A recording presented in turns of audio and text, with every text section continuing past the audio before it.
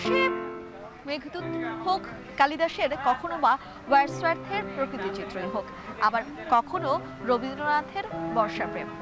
রবীন্দ্রনাথ যেমন আমাদের জলে ভাসা পদ্মকে ভালোবাসতে শিখিয়েছিলেন, হুমায়ুন আহমেদ শিখিয়েছিলেন টিনের চালায় বৃষ্টি পড়ার শব্দকে ভালোবাসতে। আবার ওপার বাংলার সমরেশ মজুমদার তো সেই সাত কাহন দিয়েই শুরু করেছিলেন ভালোবাসতে না দেখা শহর, চায়ের দেশ জলপাইগুড়িকে। এই যে ভালোবাসা প্রকৃতির প্রতি আর পরিবেশের প্রতি, আমরা কিন্তু এই কবি সাহিত্যিকদের বই পড়েই সেই না দেখা দেশ কিংবা শহর কিংবা গ্রামকে কল্পনা করি, আবার ভালোবাসি। সে প্রকৃতি পরিবেশ নিয়েই আজ আমরা কথা বলবো গর্বের মেলায়। সেই প্রকৃতি পরিবেশ বিষয়ক বই যারা লেখেন তারাও থাকবেন আজকের অতিথি হিসেবে। তাদেরকে গর্বের মেলায় স্বাগত জানাচ্ছি। আমি তানজিলা খান মিম। একটু মেলার অবস্থা বলি। আজ মেলার চতুর্থ দিন এবং এই চতুর্থ দিনের নতুন বই এসেছে 47টি, আর এই নিয়ে মোট বইয়ের সংখ্যা হলো 92টি। প্রতিদিন নতুন নতুন বই যেমন আসছেন, নতুন নতুন পাঠক বা দর্শনার্থীরাও যুক্ত হচ্ছেন গর্বের মেলায়। যারা আজ সুযোগ পেয়েছেন তারা এসেছেন। ছুটির দিনে সাধারণত দর্শনার্থী বা পাঠকের সংখ্যা বরাবরই একটু বেশি থাকে, তবে ছুটির দিন না হওয়াতেও কিন্তু আজ যে খুব মানুষ নেই সে কথা বলা যাবে না, কারণ দুপুর 3টা থেকে আমি মেলায় আছে। মেলার দুয়ার খোলার সাথে সাথেই যেন অসংখ্য দর্শক কিংবা যারা রয়েছেন পাঠক তাদের ভিড়। তবে স্টলে স্টলে থাকা বিক্রয় কর্মীরা বলছেন এখনো অনেকেই এসে বই নেড়েচেড়ে দেখে যাচ্ছেন, পছন্দের লেখকের বই খুঁজছেন, যে বইগুলো এখনো আসেনি। হয়তো সামাজিক যোগাযোগ মাধ্যমে তারা দেখেছেন যে বই আসছে, সেই খোঁজ পেয়েই তারা স্টলগুলিতে এসে যোগাযোগ করছেন। তবে বেলা যত বাড়বে আর দিন যত বাড়বে আসলে ততই কিন্তু এই পাঠকের সংখ্যা বাড়তে থাকবে, সেই সঙ্গে বাড়তে থাকবে বইমেলায় বইয়ের সংখ্যাও। বলছিলাম আজকের গর্বের মেলায় আমরা প্রকৃতি পরিবেশ বিষয়ক লেখালেখি যারা করেন তাদেরকে নিয়েই কথা বলবো। এবং এই যে প্রকৃতি পরিবেশ বিষয়ক লেখা বা বইগুলো, এই বইগুলোর চাহিদা এক শ্রেণীর পাঠকের কাছে কিন্তু বরাবরই ছিল বা আছে। নতুন নতুন যারা লেখকরা রয়েছেন তারাও এই ধরনের বই লিখে যারা নতুন প্রজন্ম রয়েছেন তাদের কাছে ছড়িয়ে দেবার চেষ্টা করছেন। এই পরিবেশ থেকে বা প্রকৃতি থেকে আমরা যেমন প্রতিনিয়ত নিয়ে থাকি, তাদের কাছে আমাদের দেয়ারও থাকে অনেক কিছু, কিন্তু মানুষ হিসেবে আমরা আসলে তাদেরকে কতটা দিতে পারি, সেই যে এক বিবেক বোধ জাগ্রত হওয়া, মানবতা বোধ জাগ্রত হওয়া, বা প্রেম শুধু মানুষের না, মানুষের সাথে প্রকৃতিকেও ভালোবাসতে হয়, প্রকৃতির প্রতিও ভালোবাসা জন্মাতে হয়, সেই বিষয়গুলো নিয়েই যারা লেখেন সেই বইগুলো তো পাঠকদের কাছে জনপ্রিয় হবারই কথা।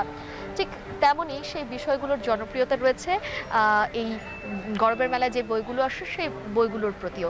এর বাইরে গিয়েও যারা পাঠকরা রয়েছেন তারা উপন্যাস খোঁজেন, ভালোবাসেন, ক্রাইম থ্রিলার পছন্দ করেন, কেউ কেউ আবার একটু কবিতার বইয়ের দিকেও ঝোঁক আছে, কারণ কবিতাই বা ভালোবাসে নাকি। আর অসংখ্য কবিতাই কিন্তু এরকম লেখা হয়ে থাকে প্রকৃতি কিংবা পরিবেশের প্রতি প্রেম থেকেই।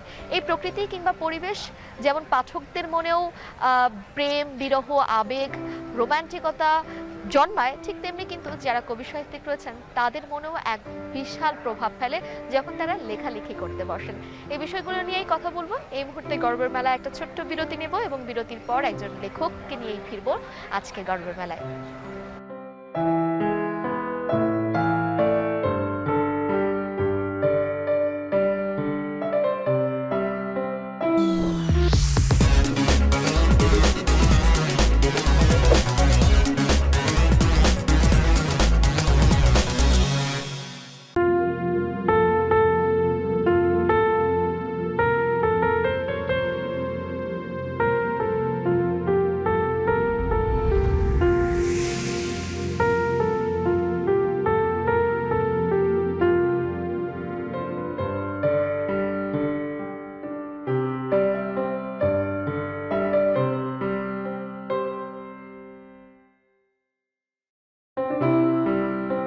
লেখক, পাঠক এবং প্রকাশকদের মিলন মেলা বলা হয়ে থাকে এই বই মেলায়, কারণ একই ছাদের নিচে বছরের এই সময়টাতেই তো সবার সঙ্গে সবার দেখা হয়। আর সেই সঙ্গে পাঠকরাও অপেক্ষায় থাকেন কখন আসলে লেখকের বই বা কবির বই যাদেরকে তারা পছন্দ করেন তাদের পছন্দের সেই বইগুলো তারা অটোগ্রাফ সহ কিনতে পারবেন। আর এই সময়টাই হয় সেই সুবর্ণ সুযোগ। গর্বের মেলায় আমরা আজকে বলছিলাম যে একজন অতিথি থাকবেন বরাবরের মতো, এবং সেই অতিথির সঙ্গে আমরা কথা বলবো পরিবেশ এবং প্রকৃতি বিষয়ক বই নিয়ে। আমাদের সঙ্গে আজ উপস্থিত আছেন মোকাররম হোসেন। আপনাকে স্বাগত জানাচ্ছি গর্বের মেলায়। এবং আপনি তো একজন প্রকৃতি ও পরিবেশ বিষয়ক লেখালেখি করে থাকেন লেখক হিসেবে।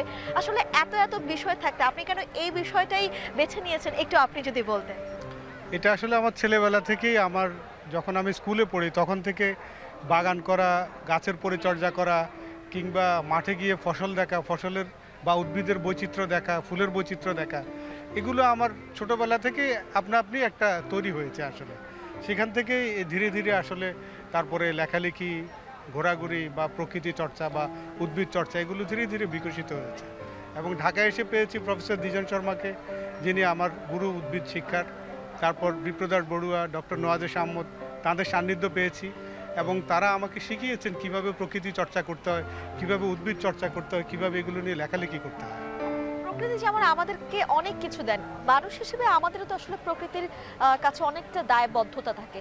সেগুলো আমাদের নতুন প্রজন্মকে ক্লাসের মধ্যে তো শেখানো হয়, শিক্ষকরা সেই শিক্ষা দিয়ে থাকেন, হয়তো পরিবারও সেই শিক্ষা দিয়ে থাকেন। তার বাইরে কি আসলে বই সেই শিক্ষাগুলো নতুন প্রজন্মকে কিংবা মানুষকে দিয়ে থাকেন কিনা? এই বিষয়ে আমার দুটো কথা বলবার আছে। একটা হলো যে আসলে স্কুলে আমাদের যে কারিকুলাম আছে এখন, সেখানে যে প্রকৃতি চর্চা বা উদ্ভিদ বা পরিবেশ কৃষি নিয়ে যে বিষয়গুলো, যে বইগুলো পাঠ্য আছে, সেখানে বিষয়সূচির মধ্যে আমার মনে হয় আরেকটু সংস্করণ দরকার রয়েছে। কারণ এখানে যথাযথ বিষয়ে যথাযথ মানুষ যারা আছেন তাদেরকে দিয়ে এই বিষয়গুলো লেখানো উচিত বলে আমি মনে করি। দ্বিতীয় কথা হচ্ছে যে এটা যতটা না পাঠ্য বইয়ের মধ্যে সীমাবদ্ধ, তার চেয়ে বেশি তার চেয়ে বেশি হলো অবারিত হচ্ছে আপনার জ্ঞান হচ্ছে প্রকৃতির মধ্যে, আমাদের পরিবেশের মধ্যে, আমাদের চারপাশে। মানে আমাদের এই জ্ঞানের জন্য আমাদের বইয়ের মধ্যে সীমাবদ্ধ থাকার প্রয়োজন নেই। আমাদের যেতে হবে অনেক দূরে, বনে জঙ্গলে, পাহাড়ে পর্বতে, নদী সমুদ্রে, এগুলোর কাছে। এবং গিয়ে আমরা যে প্র্যাকটিক্যাল যে জ্ঞানটা আমরা আহরণ করি, আমরা যে প্র্যাকটিক্যাল যে সৌন্দর্যটা আমরা আহরণ করি, সেটাই কিন্তু আমাদের মূল শিক্ষা। এবং প্রকৃতি চর্চার আমি মনে করি একটা মূল ভিত্তি তৈরি করে আমাদের যে প্র্যাকটিক্যাল যে চর্চা, সেটা থেকে প্রত্যক্ষ। শুরুতে বলছিলাম, যেহেতু আজ আমরা প্রকৃতি এবং পরিবেশ নিয়ে কথা বলছিলাম, আমাদেরকে হুমায়ুন আহমেদ টিনের চালে বৃষ্টি পড়ার শব্দ ভালোবাসতে শিখিয়েছিলেন।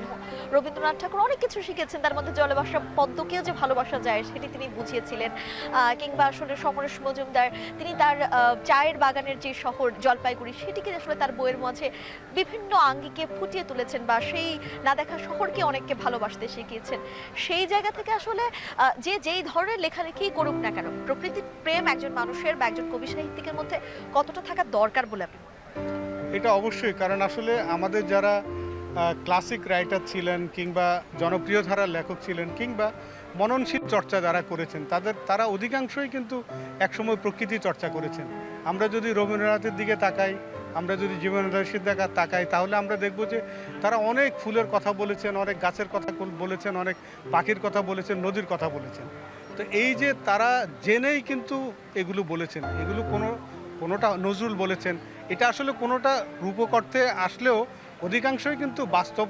যে আমাদের চারপাশে যে উদ্ভিদ জগৎ আছে, যে প্রকৃতির যে চিরচেনা জগৎ আছে আমাদের, সেই জগৎটা তারা যথাযথভাবেই করেছেন। কিন্তু পরে এসে আমরা যেটা দেখি, যে সেখানে আমরা দেখি যে আমাদের লেখক যারা পরের প্রজন্মে বা বর্তমান প্রজন্মে, তারা অনেকেই প্রকৃতি বিমুখ, প্রকৃতির বাইরে এসে তারা প্রকৃতি চর্চা করছেন। এক ধরনের নগরকেন্দ্রিক আমাদের সাহিত্য চর্চা তৈরি হয়েছে। সাহিত্য চর্চা হতে পারে নানামুখী, কিন্তু আমাদের শেকড় লগ্ন, আমাদের যাপিত জীবনে যদি শেকড় লগ্নতা না থাকে, তাহলে আমরা কিভাবে আমাদের যে প্রকৃতি শিক্ষা, আমাদের যে ঐতিহ্য, আমাদের যে ইতিহাস, আমাদের যে গ্রাম বাংলার যে আবহমান যে ধারা, সেটাকে আমরা কিভাবে ধারণ করব?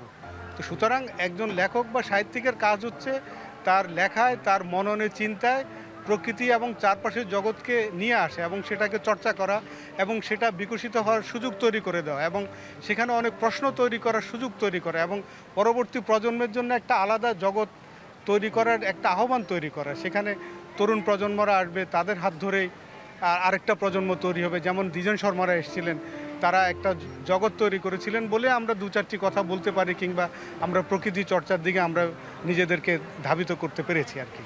এই যে আপনি যেহেতু এই ধরনের বই লেখালেখি করেন, আপনার কাছে জানতে চাই এই ধরনের বইয়ের বিক্রিটা আসলে কেমন হয়, বা পাঠকরা আসলে কোন বয়সী বেশি হয়, কারা প্রকৃতি বিষয়ে জানতে অনেকটাই বেশি আগ্রহী? এটা আসলে মানে আমরা যে চর্চাটা করি, প্রকৃতি চর্চা বা প্রকৃতি বিজ্ঞান বা উদ্ভিদ বিজ্ঞান, এটা মননশীল ধারার লেখা, এগুলো একটু পাঠকরা একটু কম আগ্রহী হন। তবে আমার মনে হয়েছে গত কয়েক দশকে এই শ্রেণীর পাঠকের সংখ্যা বাংলাদেশে বেড়েছে। এটা কি কারণে আমরা বলছি যে আমাদের হয়তো কোনো বই দেখা গেল মেলাতেই দুটো এডিশন হয়েছে, অর্থাৎ এই ধরনের গদ্যের বই, প্রকৃতি চর্চার বই, এগুলো মেলার মধ্যে দুটো এডিশন হওয়া কিন্তু একেবারে সহজ ব্যাপার নয়। যেখানে অন্যান্য বইগুলো হয়তো বিশেষ করে জনপ্রিয় ধারার বইগুলো, যেগুলো উপন্যাস এই ধরনের যেগুলো খুব জনপ্রিয়, এই ধরনের বইগুলো কয়েকটা এডিশন হয়, সেখানে তার বিপরীতে এসে এই ধরনের স্লো আইটেমের বই যেগুলো, সেগুলো যদি মেলা একটা এডিশন হয় বা 300-400 কপি বিক্রি হয়, এটা আমি মনে করি একটা পজিটিভ সাইন। এবং আমরা প্রকৃতি চর্চার যে আমাদের যে মূল ক্ষেত্র, জাতীয় দৈনিকগুলোতে যে আমরা উদ্ভিদ নিয়ে লিখি বিভিন্ন পত্রিকায়, সেগুলো কিন্তু মানুষ এখন পড়ছেন। যেটার প্রতিফলন আমরা দেখতে পাচ্ছি ঢাকার অধিকাংশ ছাদ বাগান, আমরা দেখতে পাচ্ছি যে প্রত্যেকটি ছাদই এখন সবুজ, যেটা 30 বছর আগেও ছিল না, 20 বছর আগেও ছিল না। মানুষ এখন প্রকৃতিকে ভালোবাসতে শিখছে। অবশ্যই। আপনাকে ধন্যবাদ অনেক আমাদের সঙ্গে গর্বের মেলায় যুক্ত হওয়ার জন্য। অনেক ধন্যবাদ। দর্শক, এই যে আমরা প্রকৃতি পরিবেশ নিয়ে কথা বলছিলাম, আরও কথা রয়েছে, পাঠকদের কথাও আমরা শুনতে চাই, যারা এত ভালোবেসে বইমেলায় আসেন, বইকে ভালোবাসেন, তাদের কথা না শুনলে কি করে এই গর্বের মেলা পরিপূর্ণতা পাবে। তবে তার আগে একটা ছোট্ট বিরতি নিচ্ছি, বিরতির পর আবারও ফিরে আসবো।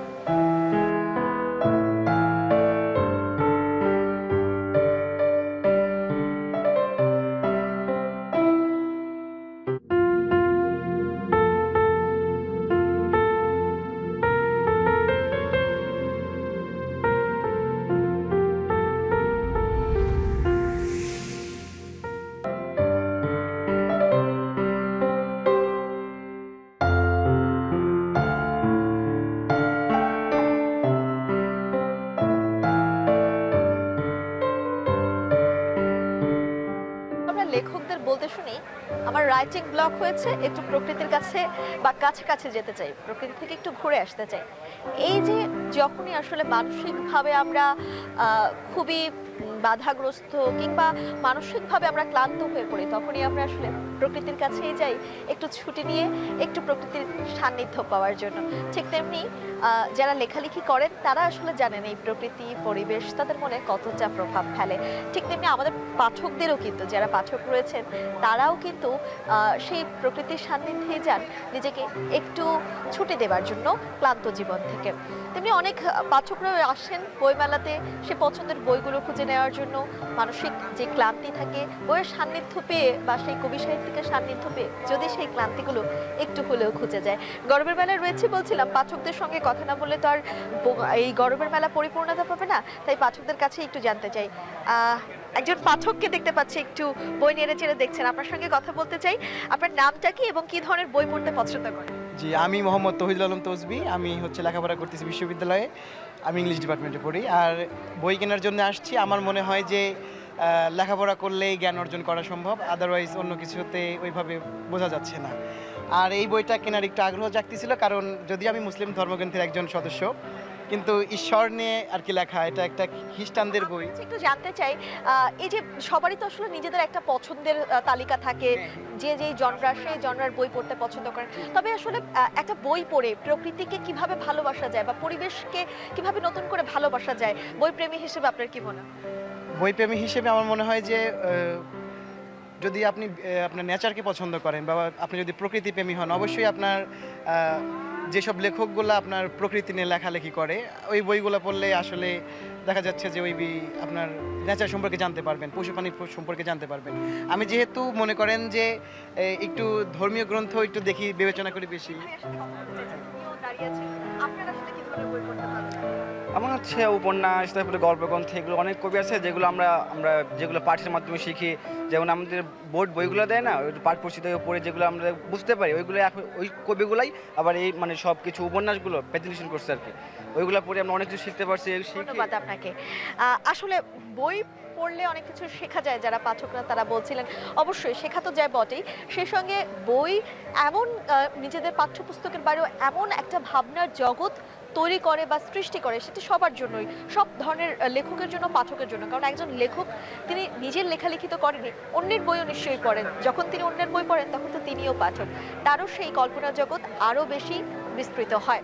আজকের গল্পের মেলা আমরা এখানেই শেষ করছি। আগামী দিনে আবারও নতুন কোনো লেখক কিংবা অতিথিকে নিয়ে হাজির হব গল্পের মেলায়, সেই সঙ্গে পাঠকদের কথা তো থাকবেই।